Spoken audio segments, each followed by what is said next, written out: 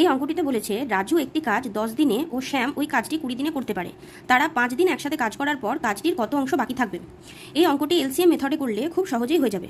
রাজু ওই কাজটি 10 দিনে করতে পারে একা করলে, এবং শ্যাম কাজটি 20 দিনে করতে পারে। এদের দুটোর এলসিএম আমরা পেলাম 20। যারা মুখে মুখে পারবে না তারা সাইডে করে নেবে। আচ্ছা, রাজু যদি কাজটা করতে 10 দিন সময় লাগে, তাহলে টোটাল যদি 20টা অঙ্ক থাকে, 20টা অঙ্ক থাকলে ও প্রত্যেক দিন কটা করে অঙ্ক করছে? 2টো করে অঙ্ক করছে। আর শ্যামের যদি 20 দিন সময় লাগে এবং টোটাল যদি 20টাই অঙ্ক হয়, তাহলে ও প্রত্যেক দিন কটা করে অঙ্ক করছে? ও একটা করে অঙ্ক করছে। তাহলে দুজন মিলে, রাজু এবং শ্যাম দুজন মিলে যদি অঙ্কটা 20টা অঙ্ক করে অঙ্কর মধ্যে করতে আরম্ভ করে, তাহলে একদিনে দুজন মিলে করবে 2 + 1 অর্থাৎ 3টে অঙ্ক। তাহলে প্রশ্নে বলেছে 5 দিন তারা একসাথে কাজ করেছে, মানে প্রত্যেক দিন 3টে করে অঙ্ক করেছে।